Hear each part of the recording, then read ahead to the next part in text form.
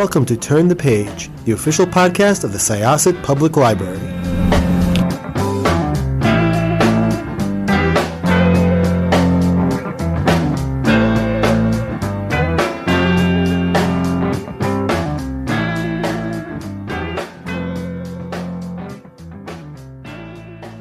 Hi, welcome to Syosset Library's Turn the Page podcast. I'm your host, Jessica, and I am here with the author of a book called Sometimes an Island, which is a lot. It's a small book that packs a punch. There's a lot in it. It is, and in a very well done way, I should say.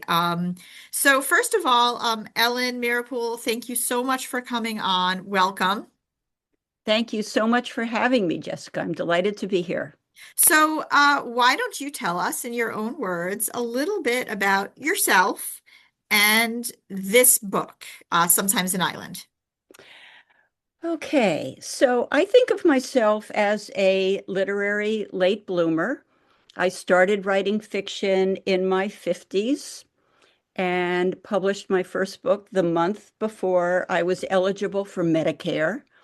This book will come out a couple of months before my 80th birthday, and there are 5 other books in between. I live in Western Massachusetts, where I'm very active in Straw Dog Writers Guild, which is a network of writers of all sorts of genres. And we do a lot of networking and lots of open mics and other ways for writers to connect. This book, Sometimes an Island, is a mosaic novel, which is just a fancy way of saying a novel in stories. It's set in the dozen or so years leading up to and following a climate disaster called The Undoing. In the book, characters from 3 communities. One is an off-the-grid cooperative in Western Mass. The second is a neighborhood of immigrants and their descendants who fled the pogroms in Europe in the early years of the 20th century and settled on an island in Penobscot Bay in Maine. And the third is a homestead in rural Maine. So characters from these 3 come together in these years leading up to and following the undoing to try to live in better harmony with the land as the climate emergency deepens and then detonates. I love I love mosaic novel as just a genre in general. Uh-huh.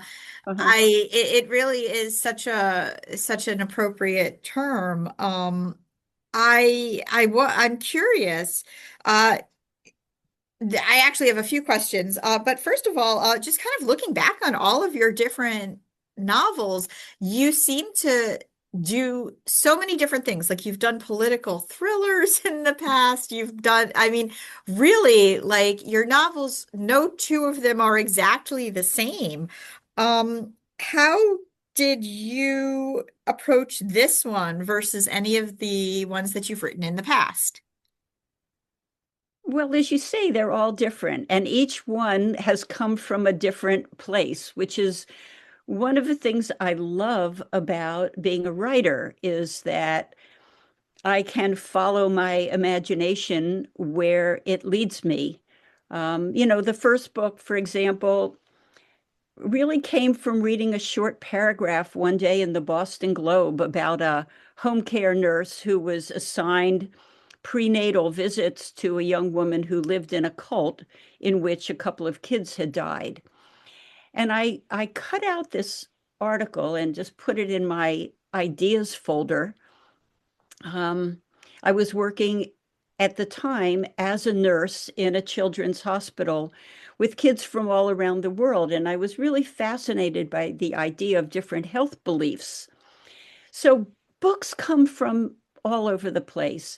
This book wasn't supposed to be written.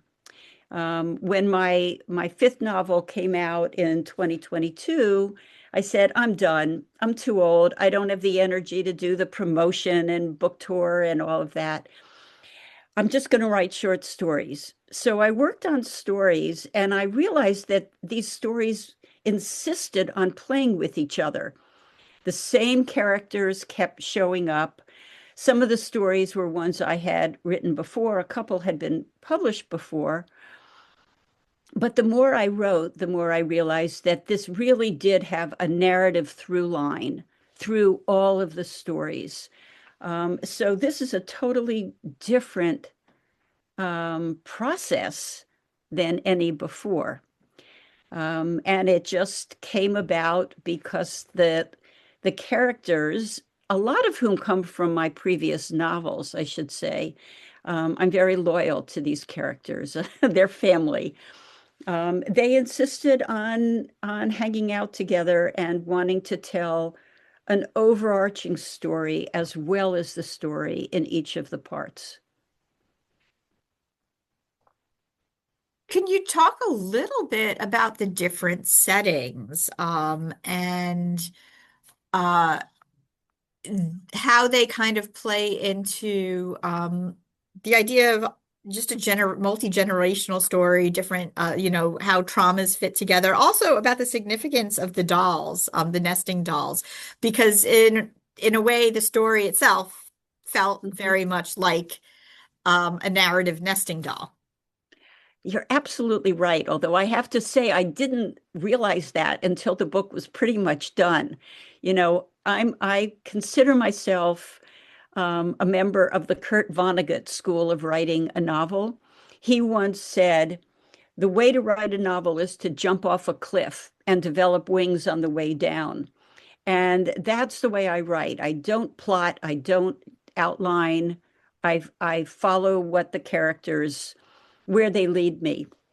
Um, and so the settings in this book, I've been fascinated with this island in Penobscot Bay for many years. When I started writing fiction, I took a couple of months off my job and spent those months in a rented cottage on this island in Penobscot Bay. And so many of those settings are some of the first places I looked at as a writer and tried to translate what I saw into prose that lent itself to fiction. So it's a place I'm very connected to. The second setting is very close to where I live in Western Massachusetts. And local readers keep pointing out, oh, I know that building. That's a place that's real. The third setting in rural Maine came about because of the story, because with rising sea levels and other climate changes, the storms and the tsunamis that are occurring, people needed to move someplace to higher ground that would also be able to support life. The nesting dolls, um, I'm not sure how they first came into this book. I really don't remember that. But they are both a connecting force between the various stories and a metaphor for the way that stories fit together, and the way that generations come from each other, but still are very present for many of us in our lives. So thank you for noticing that. No, no problem. It also just sort of fits with just again the different nuances and people, for whatever reason, being uprooted and having to find themselves in a new place and figure out how they're going to move forward. It's really hard when you read books that kind of take place post something because it's like the questions often come from ends of things. And this was just, it was like, it was sad, but also, just the idea of figuring out how to rebuild and how to move forward seems to be an extremely important part of the narrative, which comes in, just really early on with the Russian storyline. Mhm. Yeah, and I think that the kind of books I love to read ask questions that I, as a reader, have to think about. Um, the story compels me to think about. And I think that one of the questions that this book asks of the reader is how can human beings, flawed as we are, best live on this earth and best live together safely when so many people are so vulnerable, not only to climate, but, this book does deal a lot with migration, with people having to flee home for various reasons. Certainly a topic that many of us are thinking about a lot these days. Yeah, most definitely, and in different facets as Mhm, well. mhm. How long did it take you to write this? So you had said, because you had said that 2022 you thought you had quit and then you unquit. So how long did Sometimes an Island take after you unquit? Well, I had already written or started many of the stories. Um, and so in about 2021, when the last book was off at the publisher and I didn't have work to do on it anymore, once the edits were done, I started working on this series of stories. And I thought at first it would be, a collection of stories. And as I wrote, it became clear that they were connected. And then it became clear that it was more than connected, that they really were a novel in stories, um, in the kind of way that A Visit from the Goon Squad or some other novels and stories. And like you, I really like those. So I guess some of the stories I've been writing the whole time I've been writing, one of them was actually one of the very first stories that was published, I think in 2003 or something like that. But most of them were written between 2022 and 2024 or 5. So that's a long answer. No, it's actually a perfect answer, and it brings me back to just kind of this whole idea of these stories coming together. I am curious how you ended up writing later in life. Was it always something you really wanted to do, or did you just kind of stumble onto a story? No, it's something I always wanted to do. I've always read a lot of fiction, a lot of contemporary fiction, and sometimes I'd finish a book and I'd say, "Oh, I wish I'd written that. That's so good. It's just so good." And sometimes I'd finish a book and say, "I think I could do that." And at some point in about 2000 or just before, I said, well, if I'm ever going to do this, I'd better start. Um, and I started taking a few classes online at first. So, in case I was really bad at it, I wouldn't embarrass myself too badly. Um, but I loved it. And it really grew out of my love of reading, my appreciation for the work of a number of authors, particularly authors who address um, social justice or political issues without being didactic, with really telling a really good story. Um, So figured it was now or never if I was going to ever learn how to write and do it. Well, thank you so much. So now that you have unquit and Sometimes an Island is due out quite soon, um, do you think you're going to continue writing? I know I'll continue writing, but I don't know that there's another book in me. I've been writing some essays and some really short fiction and even a few poems. And I think I will just see where writing takes me.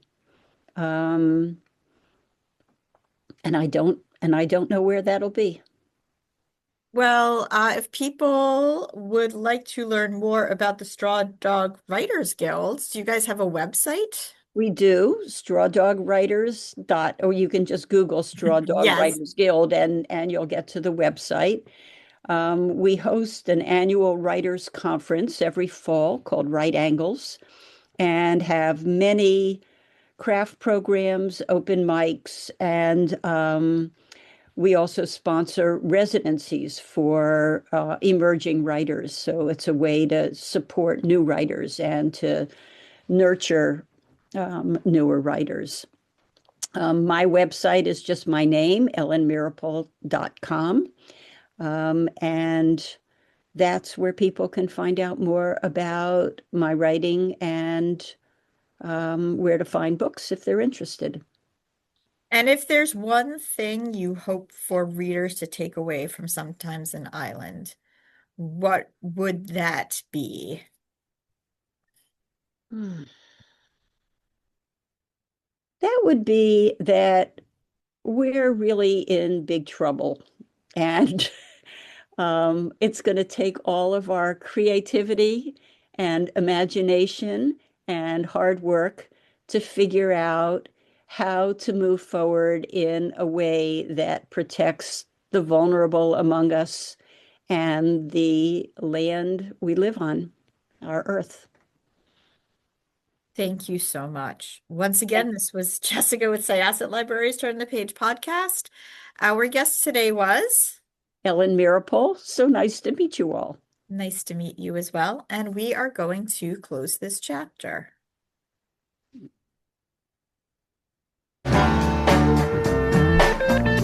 It's time to close this chapter of Turn the Page. Join us for the next episode.